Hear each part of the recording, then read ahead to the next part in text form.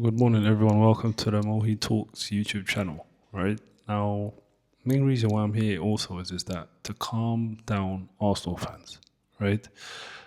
And I want people to think critically. Don't listen to the noise because we already knew what the noise was going to be beforehand. If we win it, it's only Carabao Cup. If we lose it, Pep's on our tail. If we win it, oh, it's only energy drink. So, guys, please let's think critically, right? Now I'm going to explain to you why I believe we lost that game, right? Comes down to a couple of things. One, the keeper is the main reason, right? This man right here is the reason why I believe we lost the game yesterday. Right now, I'm going to give you a few screenshots so that you can see why. Now, if this is Raya, right? If this is Raya, he passes it over the press that City had because the same press that City had against us is exactly what they did against Real Madrid. Real Madrid just played over them, right? And how did they play over them? They have a quality goalkeeper. So I don't understand even why Mikel Arteta decided. Why did he decide to start Kepa in a final? It's your first final in 6 years. We've won one trophy in almost 9 years, right? Anyway, I digress. Kepa, if this is Raya, Raya passes it to Ben White or he passes it to Zubi into his feet or over the defense, right? He tries, he takes a risk. That's why sometimes you'll see Raya gets caught off his line here and there, blah, blah, blah. Exhibit number 2, right? If this is Raya, he passes either to Hincapié or into Saka, okay? Kepa does neither. He does neither. Why? He always passes onto the side because he does not have the ability to do it.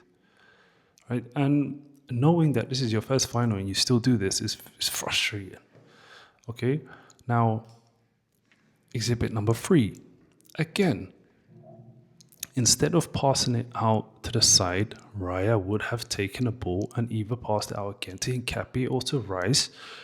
He would have played through the lines.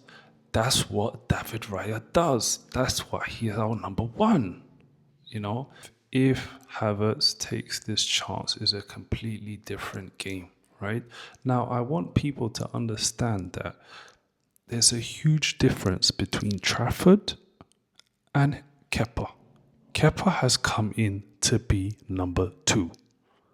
Trafford came in to be number 1.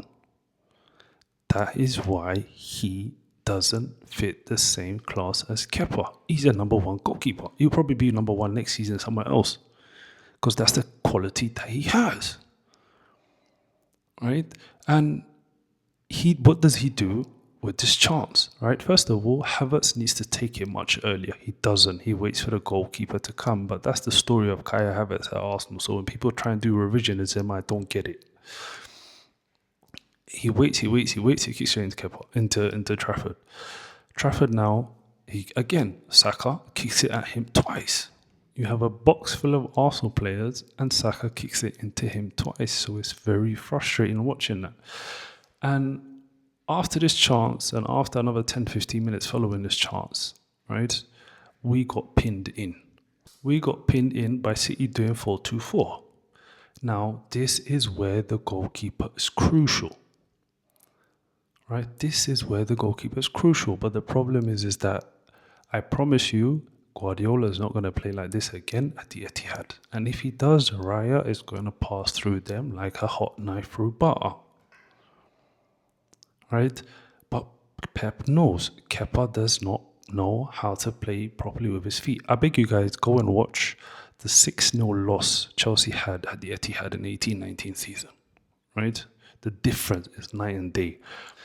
Now, at what point are we going to say, right, that Saka's starting only because of his name?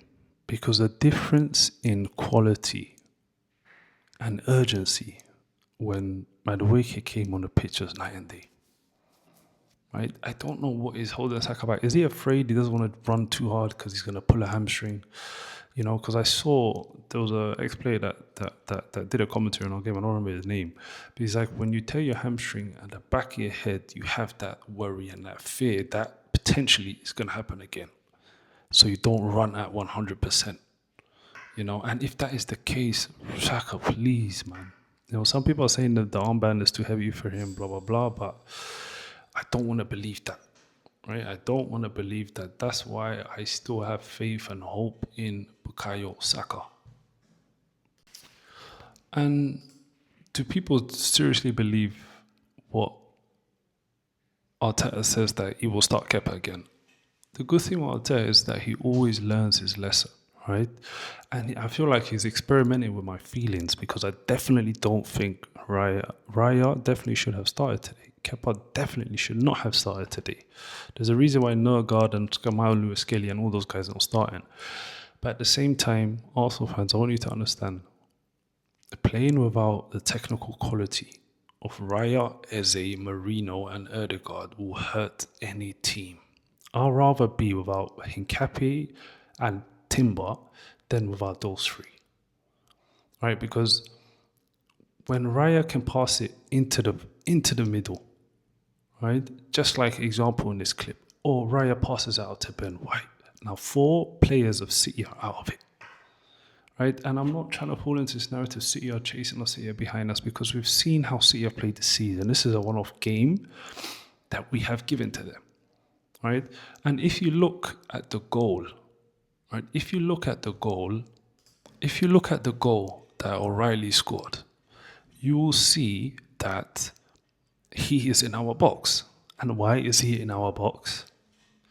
Because we had players who did not want to either receive the ball because Havertz cannot receive the ball like Erdegaard and Eze can, and Saka, who has been Saka the whole season, who has been rubbish.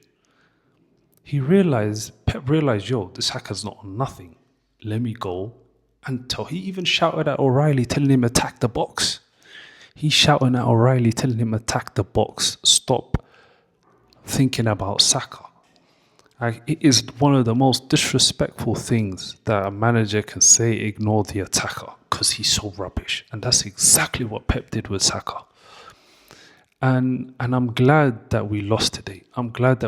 Because if we had won today, we probably would have gone into the Etihad a bit big-headed. Right? I'm glad we lost today. Take it as a lesson. Take it on the chin. And know what you need to do in the most important game, because I care about the Premier League more than the Energy Drink Cup. I'll be honest with you. Right? Take this as a lesson.